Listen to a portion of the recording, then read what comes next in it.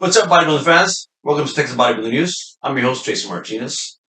If you guys are new here, make sure you guys give us a follow and subscribe to our podcast. Today's segment, one-on-one with Jason, we invited Lupe Avendano, the owner of Iron House Gym and the co-promoter of Iron House Classic. So welcome. Thank you, brother. Thank you for having me. All right. I've known Lupe for a good while. He's been, I knew him, I guess, when you got started getting into the co-promoting. That's when I started meeting, met you, and he's been in the industry for longer than that. So that's why I wanted to bring him on board to tell his story and how he got into the industry of bodybuilding and fitness down here. I think he's one of the original gym owners as well, down here in the valley. So let's start it from way back. Let's start. How did you get into the industry, bodybuilding itself? Well, my course has started since, of course, it starts way beyond when I was a kid. Arnold Schwarzenegger, Luke Ferrigno, all that inspired me to get into all this. I just didn't know how. So, of course, eventually when I started to get older, you work out when I was in junior high, elementary, and then all the way up to high school. But then after high school, I pursued that. I got into bodybuilding by going to the gym, working out, trying to get into it. But what really introduced me bodybuilding was when I ran into with Bodybuilders Gym with Gilbert and Fierro. I accidentally bumped into this gym with some friends right there across the street, putting gas at the Pronto. It's a Pronto car wash, gas station. Okay. I was the one that was gassing up the car, looked across the street. I see Bodybuilders Gym. I was like, okay, you got to come back and check out that gym. I came back, checked out the gym, went in there. It did two things to me, man. It motivated me and it intimidated me. It's intimidation, but I like that feeling. That feeling where you're like, you gotta get, you gotta get a piece of this, but you knew that it was not going to be easy. But I walked in there, started going to the gym. Mind me, my parents' house was like blocks away from the Westico Fitness Center. But the thing is that I needed to go to that gym. So I used to go there, working out there. Eventually, I started working there. How old were you when you started going there? I was like about 21 years old. Okay, so did you play any sports in high school or? I played football. But honestly, the only reason I was really playing football was just because I wanted to be close to the weight pump. Okay, weight room because couldn't afford to get weights or anything like that. So I would go work out there. So, it was fun while I was doing the football. But of course, when we were off season and we were just to train, that's when I was really having fun. Not doing the running and pounding and all that. That's maybe I had it backwards, but I was more into the weight training. Mostly, like nobody's into the weight training at that age. It's now it's different. Back then, it was to be part of this football team. So. Yeah. So, but my way of going to the gym was I was doing it for the bodybuilding. I said, well, I have access to weight training, so that's why I was doing it. And then after that, of course, just went on my own and started working with Gilbert over there at the bodybuilders gym, and he pretty much introduced me to bodybuilding 101. Like, hey, how to train, how to eat, all the good stuff. And then plus you had other bodybuilders that. Well, yeah, that's what I was gonna say. Let's give a picture of bodybuilders gym back then. It was mostly powerlifters, and there were bodybuilding, guys there. So that was kind of one of the mecca. What's it called, right? It was literally the mecca of bodybuilding here in the Rio Grande Valley at the time. At the time, and their first location was where? It was right on the Pecan Plaza, on Pecan Street, McAllen. Okay, so that's where we were at, and that's where the gym was at. And you had a lot of guys. I remember the Jacksons that were powerlifters right now. They were training there. Okay. There was you had your groups of powerlifters and you had your groups of bodybuilders. There was a lot of smack going on. There was a lot of, but everybody, regardless, were friends with everybody, but everybody had that thing about bodybuilders and powerlifters. But everybody was there at that gym. Robert Nino, Julio Smith, Randy Sosa. Angie Rojas met her there. Then you had Gilbert. Then you had a lot of other people that were just coming in that everybody looked like a bodybuilder. So it would intimidate you, but at the same time, it motivated.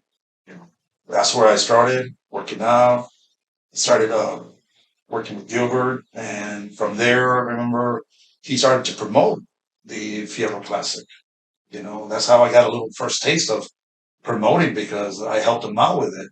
And then I remember Do you remember why he got into to promote a show? Because that was like the first local bodybuilding competition down here, I right? think he just felt like he just needed to do it because I mean, when I went there, he already had. I think he started like in 1990 or 91, so he already had a few years of that. So then he went from there. Pretty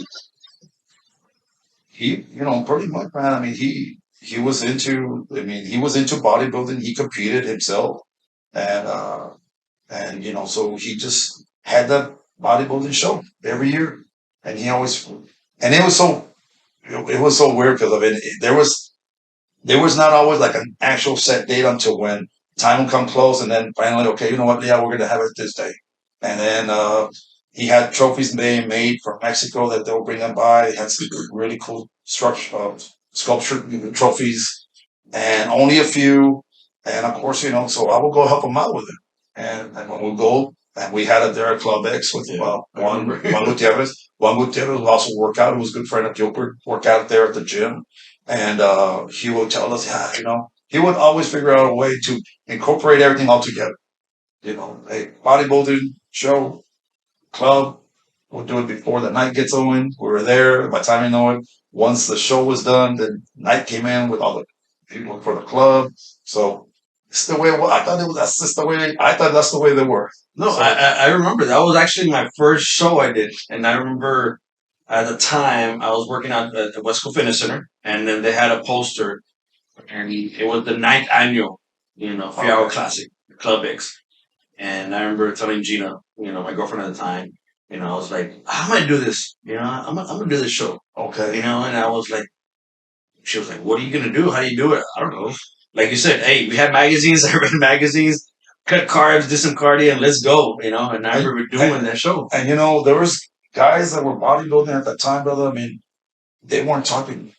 If they knew what they were doing, they sure were not going to tell you because you could have always became a competitor against them. So, like, information wasn't so freely just to say, "Oh yeah, here it is." Oh yeah, if you got to do this, or you can have no, no. Even if you could hire them, they would not tell you because that's just the way it was in the 90s. No, everybody did their own thing. Right? 92, 93, those years when I was there. I mean, everybody, and then I would ask for information, but I had to build up. Like literally, the way I would get information is since I started working there, it was like, okay, became friends with everybody. Hey, do you need a spot?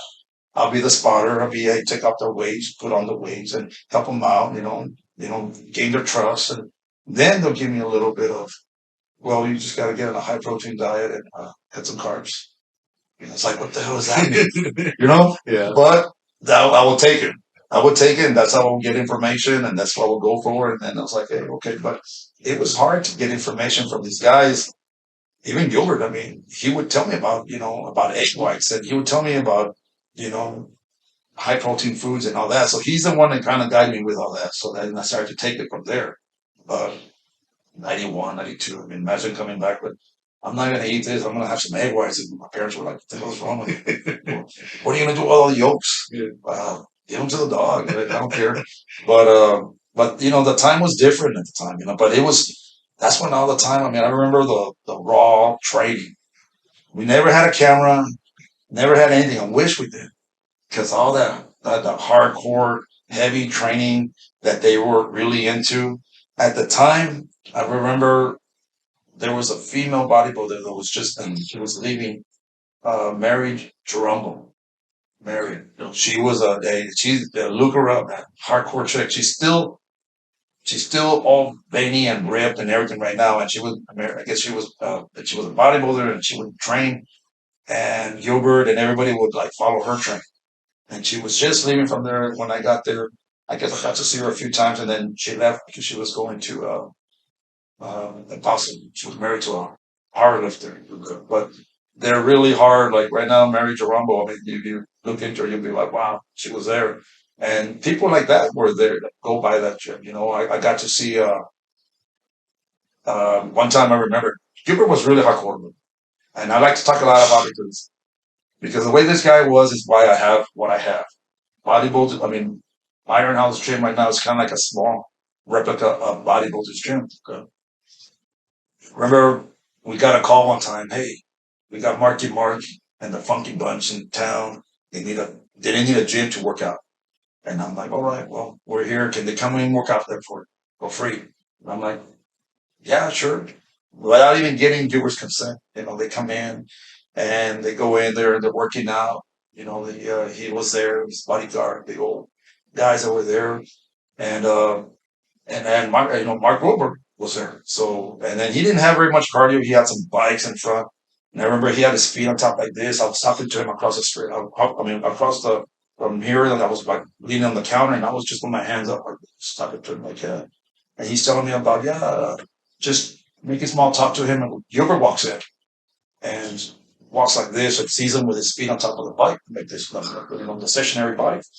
Walks in like this and tells him, hey, get your feet off of that. And then I'm just like, and he just like, oh, I'm sorry. And then he's there, and then later on, he goes into his office, and then before he walks into his office, he just, I already knew. Gives me the look like, who's that? And then he goes, why the hell do you let that guy? Why does he have this? You don't know who that is? It's Marky Mark and the Funky Bunch. He goes, what's that fuck is the Marky Mark and the Funky Bunch? I say, hey, man, that's hard to tell him because we always had the video, the TV with all the MTV, MTVs. Back then, our like, right now you have XM radio and all that. For us back then, it was MTV. And MTV, we had because they had a lot of good stuff. It was all music. And then they had the heavy metal music. So, and then I go, look, that's him. Well, they ended up giving us backstage passes and tickets to go over there to go see them and all that, man. And they signed an autograph picture. So they're bodybuilders. They got all those autograph pictures from the Von Erichs. Kerry Von Erich came down when they were down one time, and he was starting his own wrestling thing. Well, he was there at the gym. Him and Scott Pusky, they were both working out there. Got to meet him. So it was a lot of people were coming to this gym. So it was not just your normal gym, but it was normal to us at the time. It was just like whatever. But you had all these bodybuilders gym, and I got infatuated with that. So from that point on, I knew I wanted to have my own gym later on, but I just And so he persuaded you to do his show. What show? What year was that you did? I believe it was 91 or it was 92 or 93. One of those 2 years. Tried it out. I was like, I was not even ready, but I said, hey, you diet down, you did what you could. Yeah. He had no treadmills at the gym. So everybody, what they did, there were some of the people who go to other gyms. We would have to just run from there to STC and come back. We had a little thing, and I'm not a runner, but I learned to run and come back, and I was like, this is why I was not in football, man. But I learned to do that, diet. You thought you knew what you were doing, but you were just doing the best you could. Did that there. Guest poser was D Caputo. He was like a GNC poster guy, D Caputo, and he came down, and he wasn't like I said, he was not even a pro. He was an NPC national champion, but he was not a pro yet. He wasn't a pro, and I didn't know the difference. I would see him, and I thought he was just the biggest dude ever. But Well, I think because like you need to explain it because back then, being a national champion, even sometimes you wouldn't get a pro card depending on the show, but being a national champion was a very big thing, oh yeah, because it was very limited, like we were just talking about it. Back then, the USA's was only one pro, it would be the overall at the USA's for bodybuilding. North America, same thing with the overall only. So, yeah, but when you would win a middleweight at the USA's or light heavyweight, you were a national champion. You just didn't get your pro card, but you still had respect. They had magazine cover. They had, photo shoots, and that was a big thing back then is getting into the magazines and stuff like that. So yeah. there was a lot of big names, national champions, they probably never turned pro, some of them, but they had the physique as like So it's like, I mean, like look at Dave Colombo. Mhm. Colombo. Yeah. He He was a national champion. he was, I mean, he was one of the huge. top ones, He was huge and everything. And I just couldn't understand, like, why not? Why, I mean, look at him. But that's just the way, I mean, it was hard to get your pro card back then. I mean, but these guys, were huge, man. I mean, I just was like, it was so new to me. It was so new. It was you know, like, untouched ground that you just didn't know what, you go into the gym, train as hard as you could, and leave everything out there. We were at that age and you were able to do that. Just wish I knew all the information I know now. Man, back then. So, Yeah. That's what I try to tell everybody. Like back then, it was like trial and error for everybody. You just did it on your own thing. We read magazines. We kind of get tips. It's either you're in, if you were in, or you were not. Yeah. Because it seemed like it was very taboo. Like it was just very new, and it's still getting, I mean, it's still, it's out there a lot, but not down here in the valley. I don't think it's still at 100% like Other cities. other cities, because I mean, when I lived in Houston, and back in the late 90s, before I came down and opened up my gym, I was training at Training 101. Greg has a place there where all the gyms are, where all the trainers can go pay rent to train their clients. So you had guys like, I remember walking in there. It's when I first saw. I mean, you had John the Tank Sherman. You had, I mean, you had people like that there. I remember one time I walked in and she was one of the trainers, former Gladiator Jazz was there. Then you had people. Then one time I remember seeing Lila Brana and the train there in that place. Those years, man. Imagine the motivation walking into that gym, just high intense motivation. Like you walked in there, bro. I was always motivated when I was going to a place to a gym like that because everybody, um, and I started going there, and to me it was just like the training. I mean, everything was just so new because that's when I learned more things. I mean, going in there, seeing. Well, how long were you at Bodybuilders Gym? Like how long were you there? I was there for at least 3 to 4 years. Then Gilbert ended passing away. What year was that he passed away? Do you remember? I believe it was right about 94.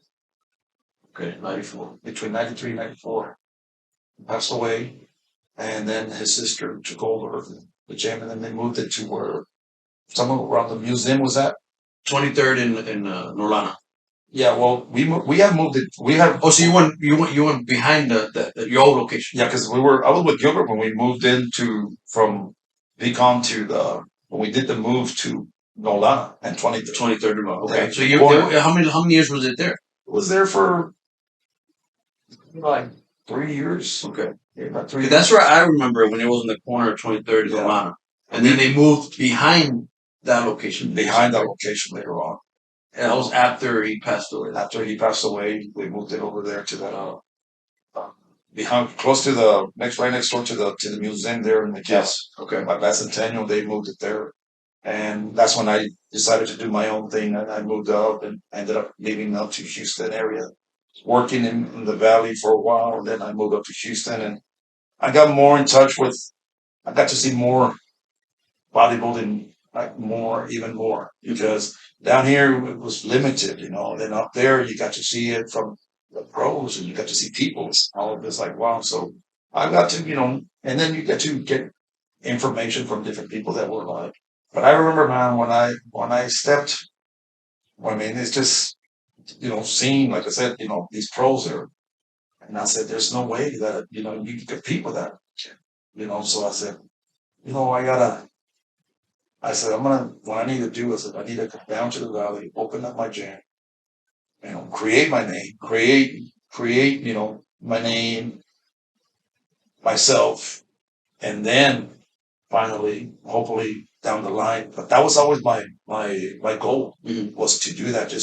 I need to come down and bring that because I like the fact of what Greg was doing over there at Training 101 is that trainers were renting gym from him.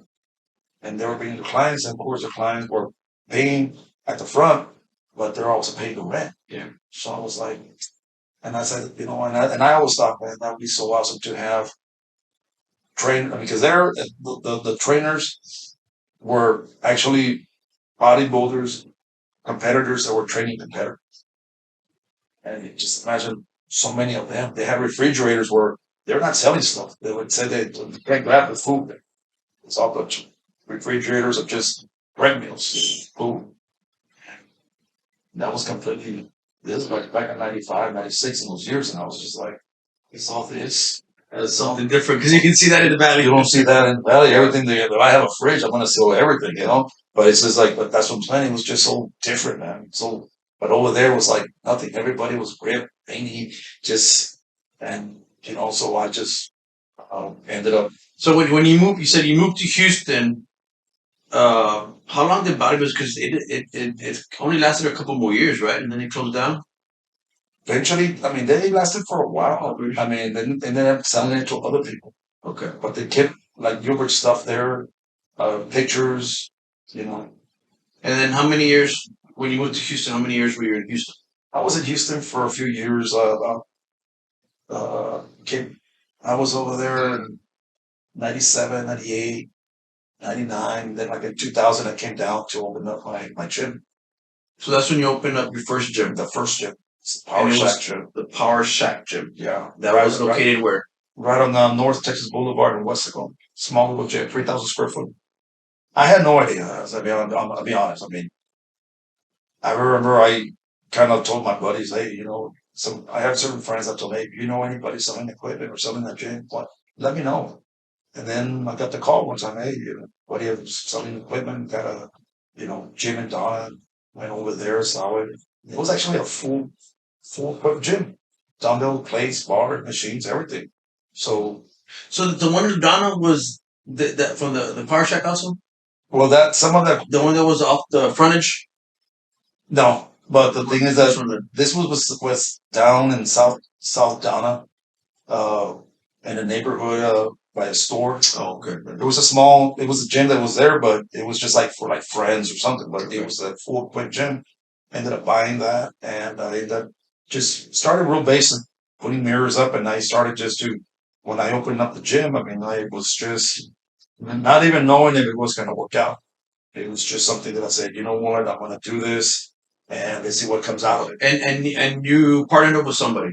I had a friend of mine. Okay. We ended up partnering up together. I told my idea, and they decided, they wanted to become partners with me, and we did it for a year, and I had a different vision. I wasn't quite like, this is not it.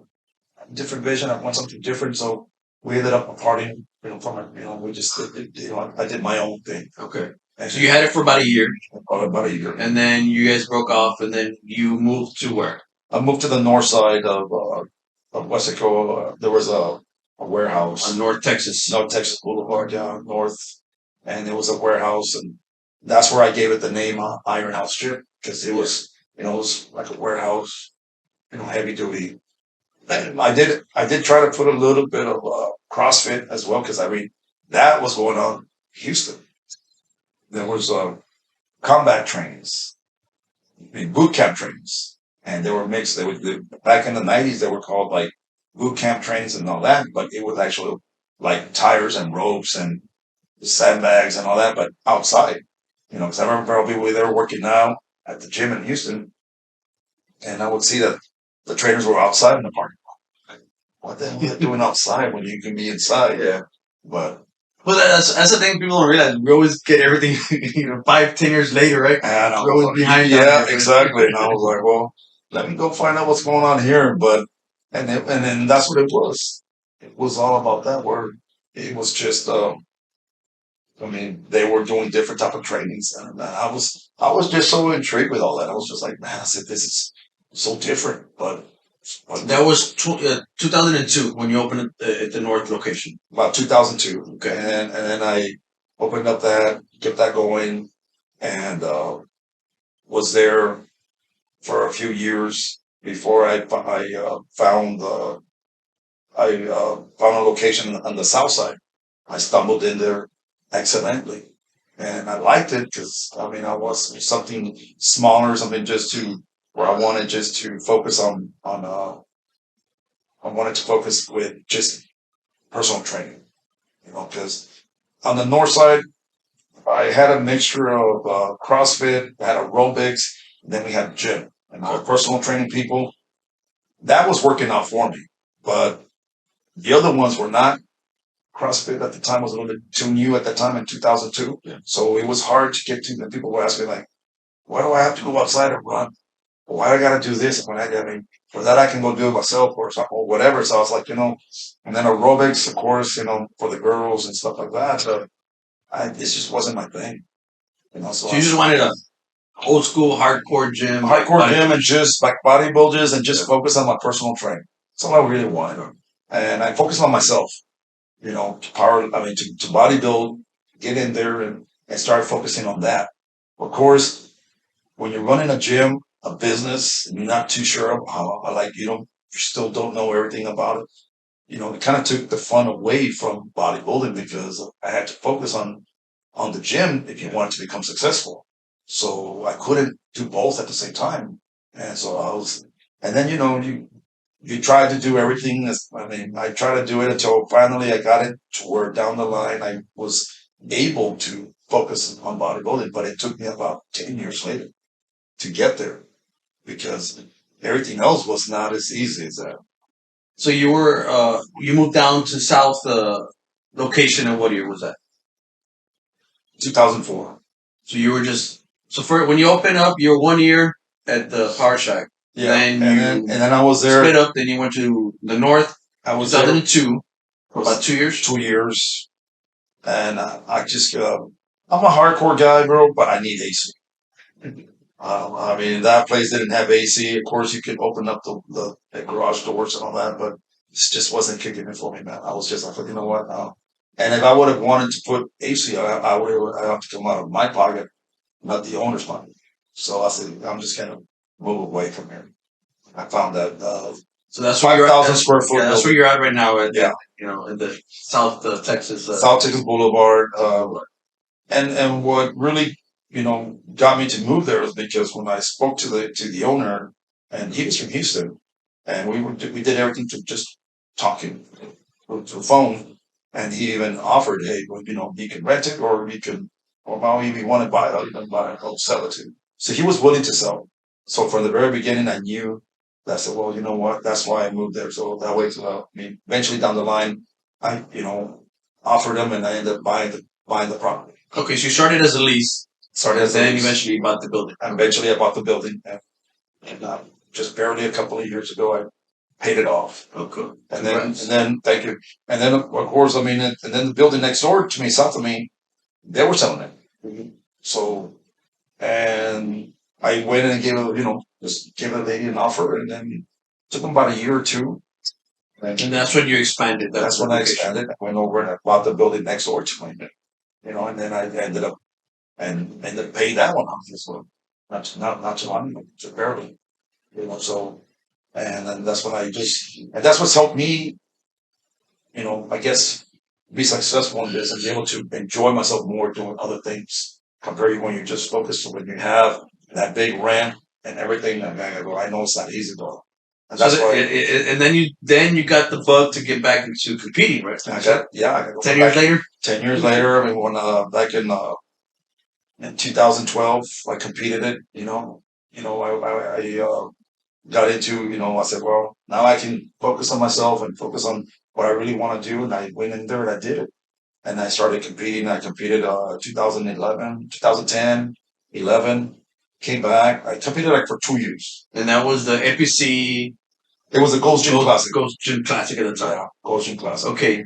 At that time, was it still Raul? Yeah. Promoted? He was promoting by himself. He was promoted by himself. I knew him, but I didn't really know him well. Okay. He would just know me because I was just just like everybody else, just walking in, competing. And you did those 2 shows? Yeah. And you competed in what, heavyweight? Heavyweight. What'd you place in that? When I competed the first time, I think I got 3rd place, novice.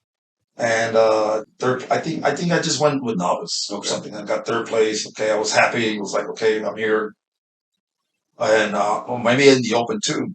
Well, I think because back then, like I said, Second, actually, I got second and third place. Yeah, because there was I ended up getting like third place or something. I remember, and then the second time I came around, came prepared. Okay, this time around I was prepared, so I was I ended up getting a coach and got myself a coach and got myself in there and came in prepared and got first place novice and second place open.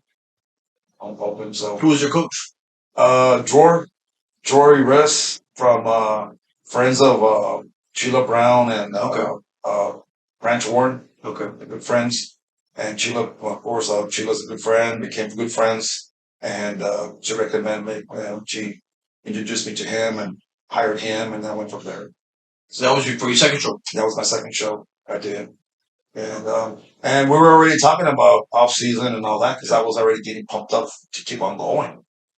But then it just happened that got a call from Raul, and he had an opportunity. He called me up and said, "Hey man," he had a dilemma, but at the same time he said, "Hey, it can be an opportunity." Took over the opportunity, and then became a. That's when I became a promoter, co-promoter to the with him at the time with for the show. That was 2013. Yeah, 2013 or so that when we decided. Yeah, Because he started it.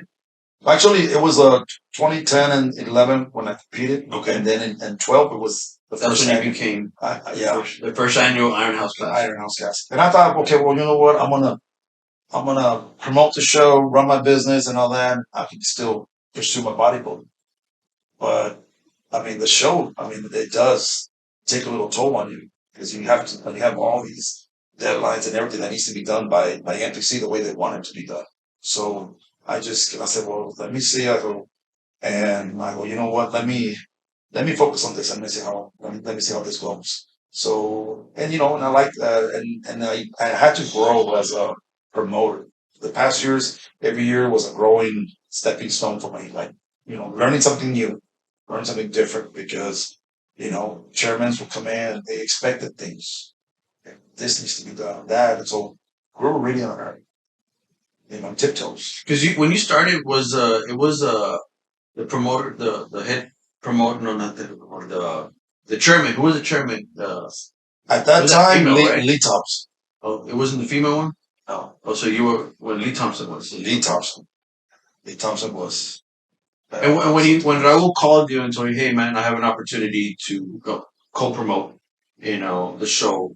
At the time, it was with Gold. Well, Gold was not promoting, but Gold was the title sponsor. Right? Was the main title sponsor, and actually they were actually the sponsor that would literally take care of the whole thing. Okay. So and they did it for like what 3 years, I think. 3 years. So when you came into it, and when Raul talked to you, like, what did you expect it as a promoter? What did you expect? And then you realize, oh, it's actually this now. It's something different.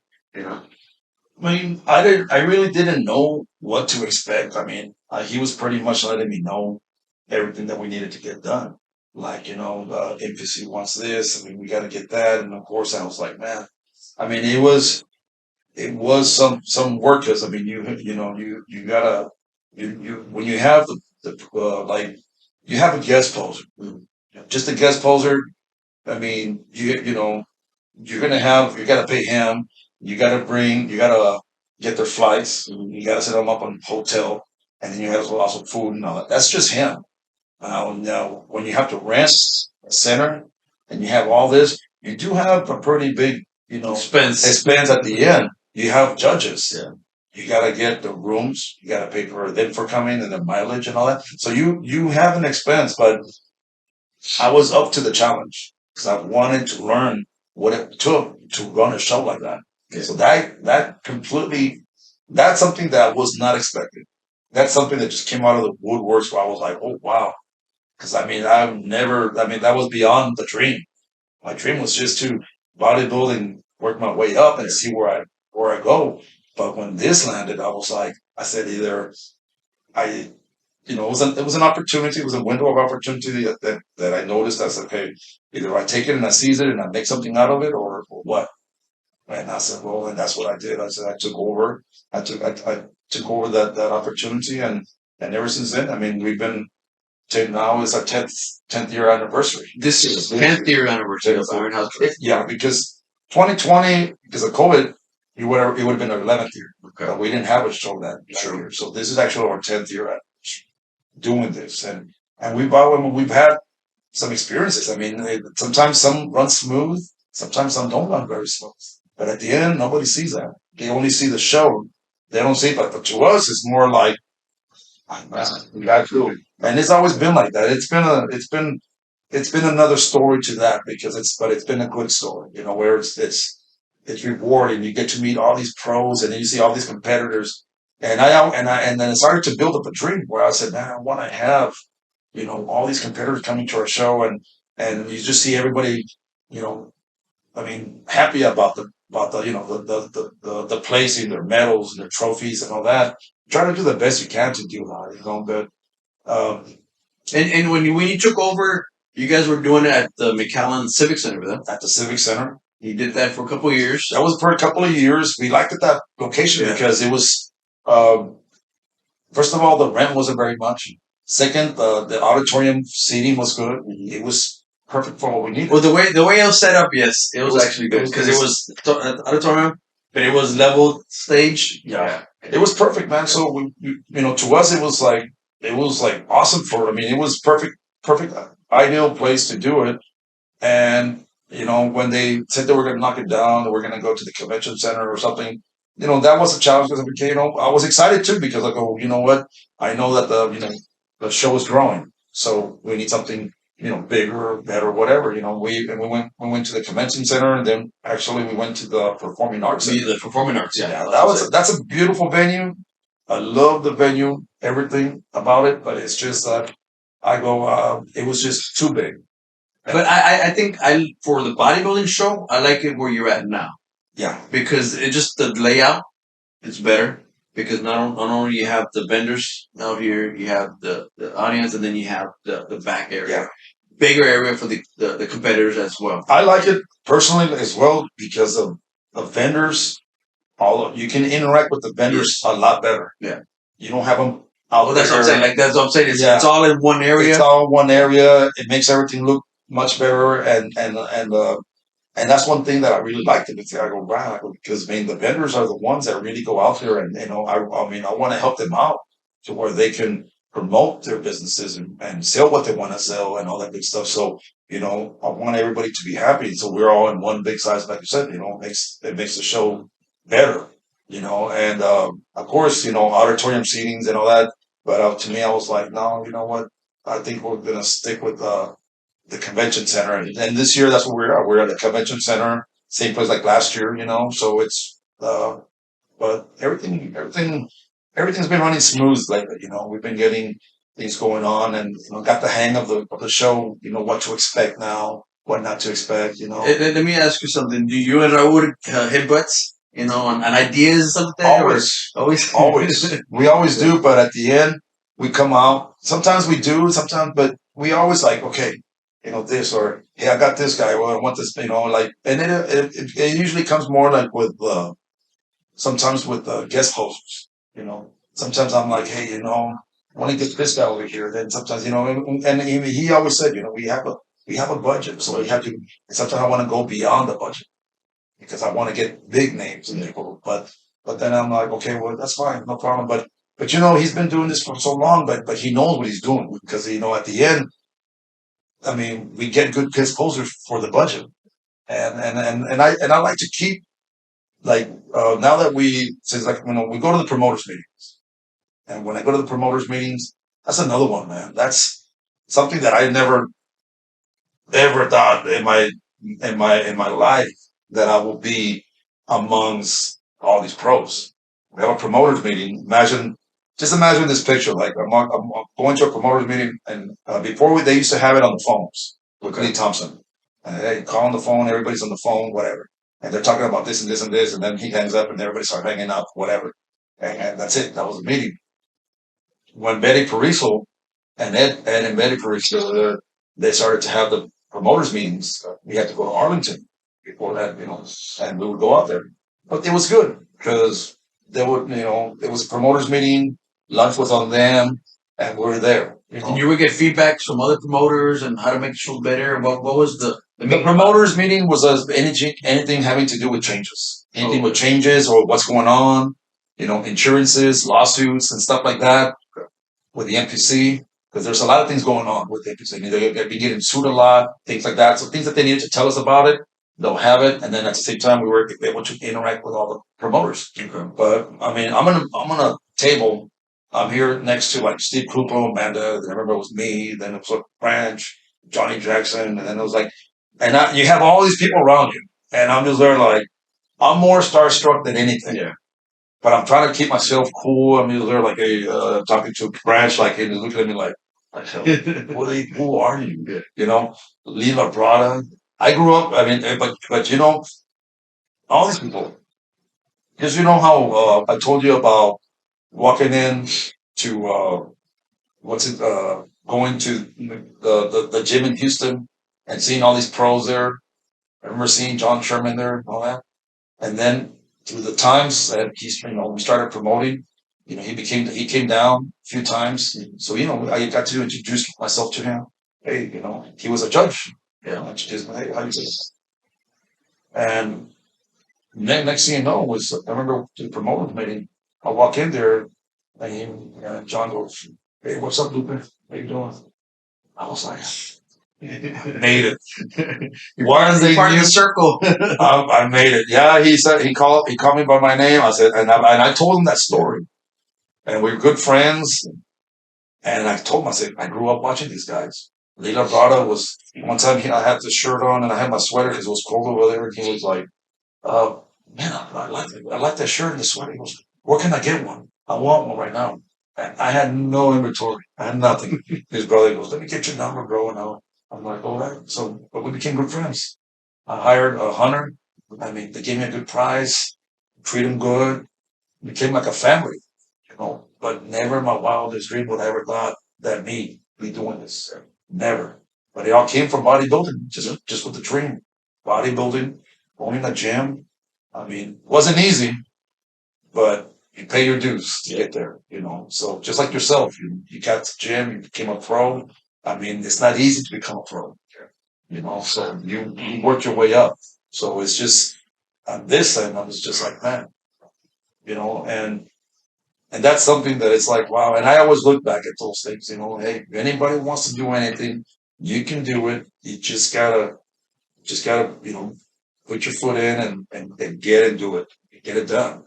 But that's the story with that, man. It's just, I mean, yeah. What's the future with Iron House Classic? What do you plan to do to keep growing with it? I mean, I want to make it grow. I still feel like we haven't had the full potential of the classic because I think we still need a little bit more time to grow. But I mean, I tried to do an expo before. Johnny. I mean, that's another thing.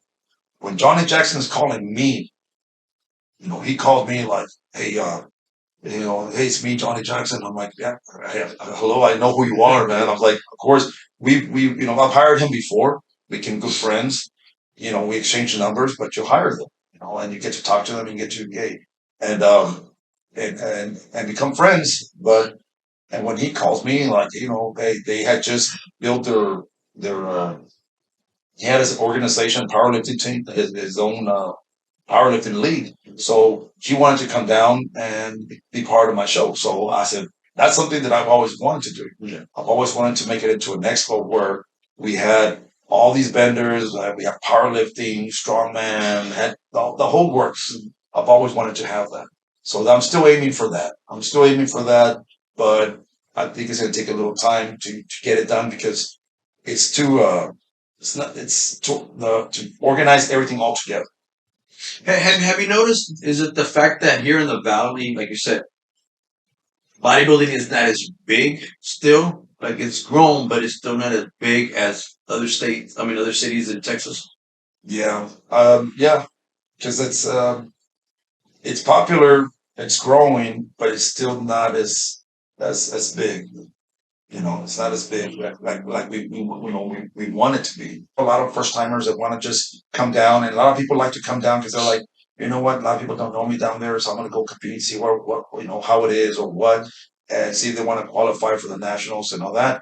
And I've told people before, I said, man, this is a platform for you guys. I mean, work hard, get your first place, get your overall. If you get that, you have a whole year to build up to go and compete at the nationals, but you have to get that first. Yeah. You don't get that, don't even bother me. Work hard again, because whatever you did to, like, you competed at the Iron House Classic there in the Valley, and then 2 weeks later you want to go somewhere else. I go, and if you get to place first here and get your overall, you're ready to go to the nationals. But you have the good. That's a ticket to train hard for another year. Don't go right away and say, I'm going to go, because you give yourself that full year to work out, train, make yourself bigger and better. But you have a platform here in the Valley. A lot of people have, I still get, I still get this attitude from people where they're like, well, I'm going to go somewhere else. I'm going to go to Houston or San Antonio, where they're thinking that the judges are different. They're not. They're still NPC judges. They're still looking for the same thing, and they're thinking, "Well, I'm going to go somewhere else over here where there's bigger competition." Okay, good, but if you qualify for nationals, man, if you can get your first place, for what you have a whole year to get there and go to the nationals and get better. Yeah. But they still feel like, I've been told before. I said, "Well, I'm going to go somewhere else north. I mean, where the big dogs are at. Anybody's going to tell me that I'm not good." And I'm like, wait a minute. First of all, the judges are not going to tell you you're not good. They're going to just place you and see where you're at. If you don't place good, as well, you have work to do. But no one's going to tell you you're not good. But I've been told that before, Yeah. and they have a different mentality down here.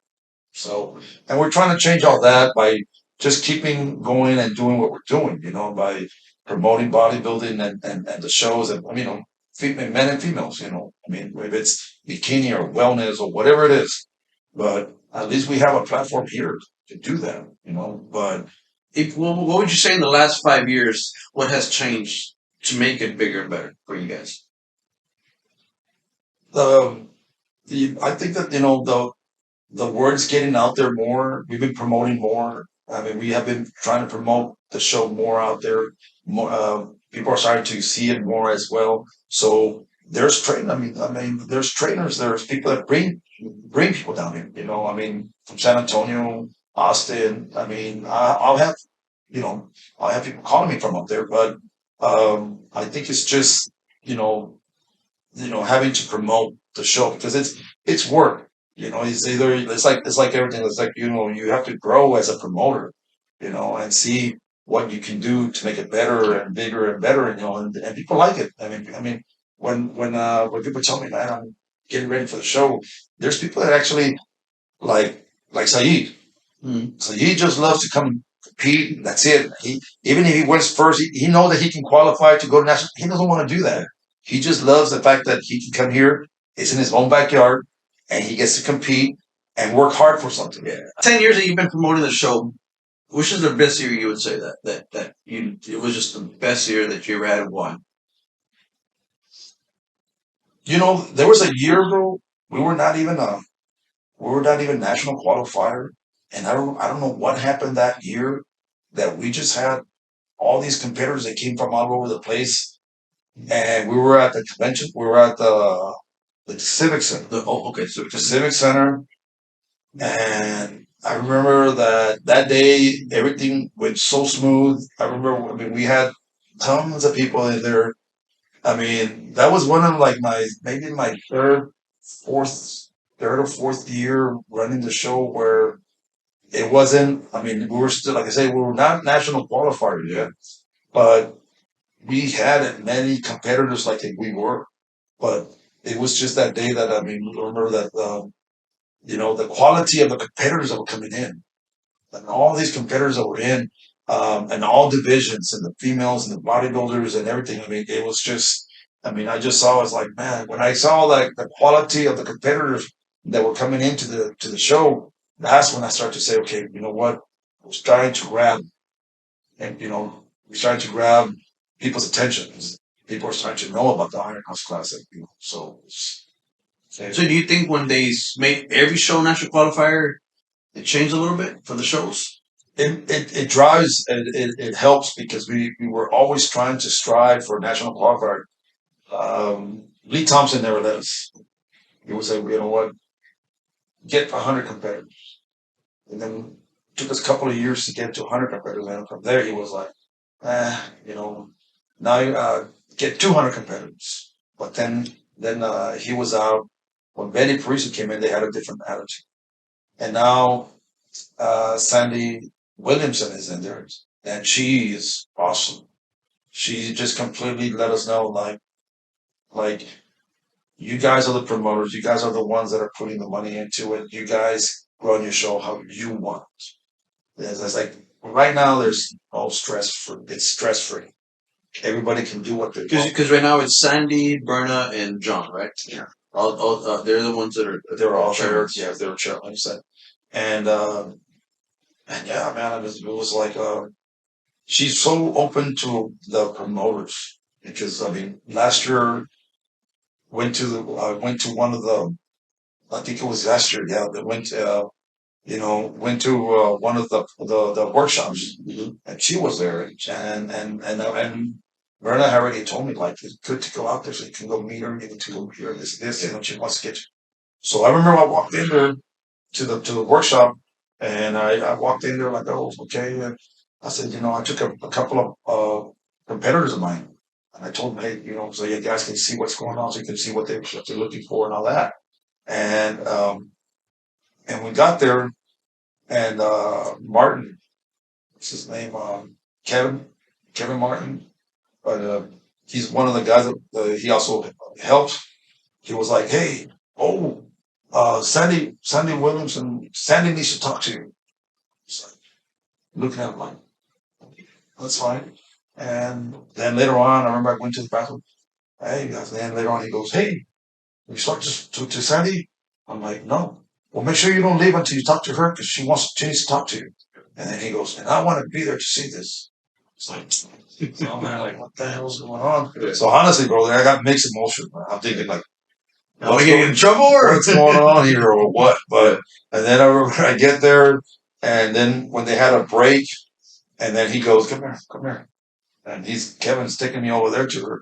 This is Lupe, promoter to the Iron House Classic.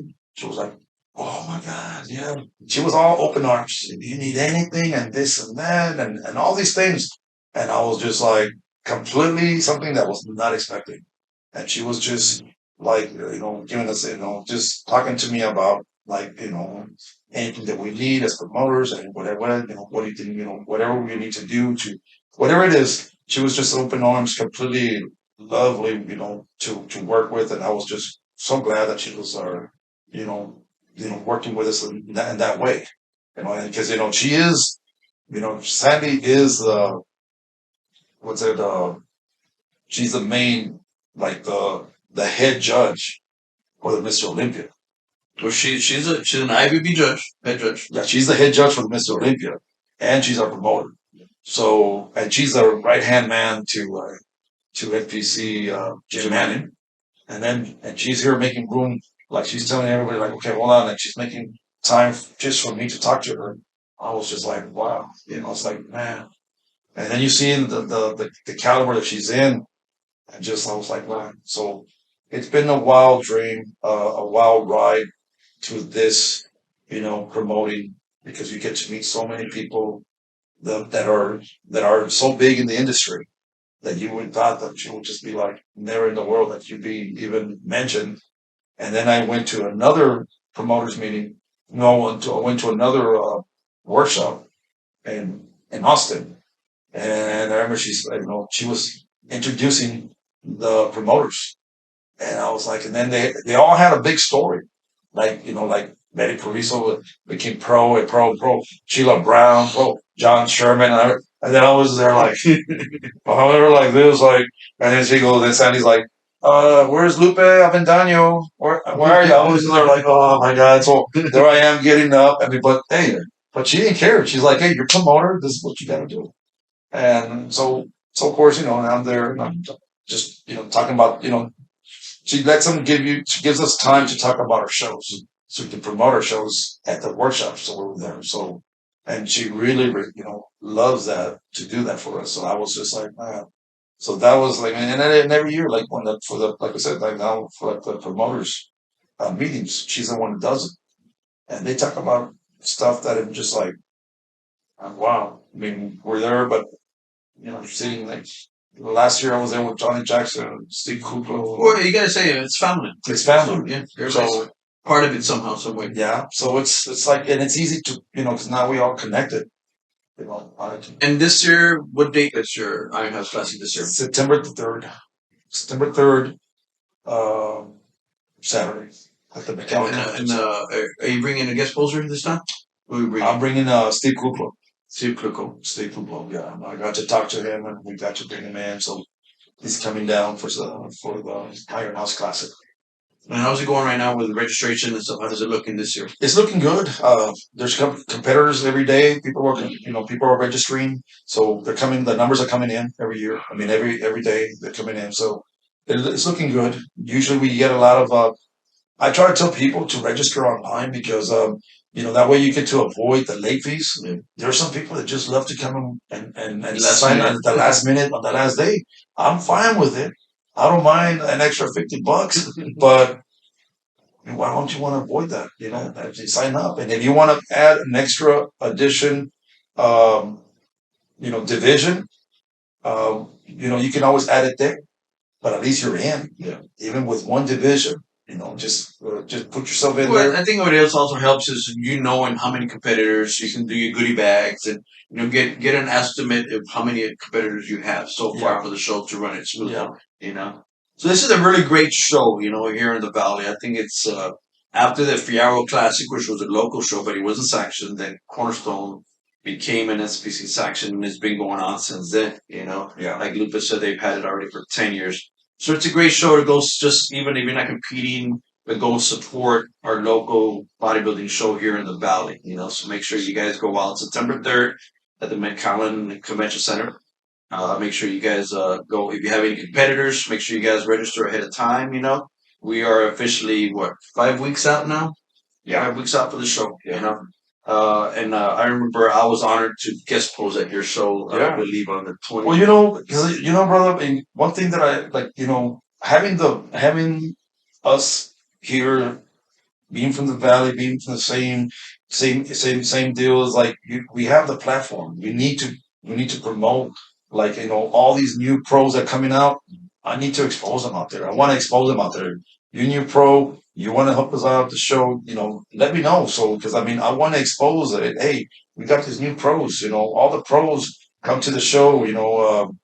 Because it's what it's all about. That's why I said, hey, I think what you might want to do, just a suggestion, is invite everybody from the Valley that's a current IBB pro. Maybe introduce them on stage. Yes, I mean that's always platform. That's always good to do. I mean, like Trish would always. I said Trish was always real good about bringing in, and I always try to get her involved, but she was always no. I just want to I just want to sit down and just chill, and I'm like, okay, good. But I mean, it's like that's why, like with you, I was like, you know what, man? I mean, we'll put you out there. Oh, I mean, that's like, and you remember when you always asked me, hey, can you guys do this for me? And then put you out there, and hey, you're gonna go compete and all that. And so we try to do as much as we can to promote and expose the people that are doing good in the Valley, and have that platform for them to come out and be there and be part of the show, But and there's a lot of times, a lot of things going on, and I try to get all that, try to get as much as we can information from everybody to see who's doing what or what. But and I just wish that sometimes, pros that are coming out and they're becoming pros and from the Valley, reach out to me, tell me, hey, how can I be part of the show? And I can always use pros out here, from the Valley, so we can put them out there every year, so they can always enjoy the day, and put them out there, because at the end of the day, the competitors that are coming to our show, you guys are the goals. You guys are walking testimony that people, hey, that's what they want to do. That's what I wanted to do. So it's like, hey, you know what? It can actually be done. Yeah. But that's how. And then that's important to have there at the show. You can just say, they got a whole bunch of pros. They could be done.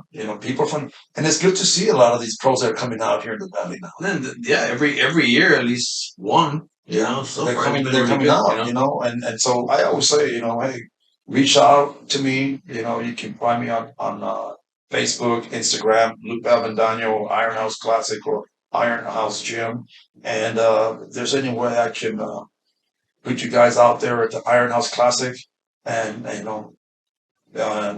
put you guys out there, man, hey, I would love to do that. There you go, guys. Any IBB pros down here, wanted to help out with the show, be part of the show, contact Lupe.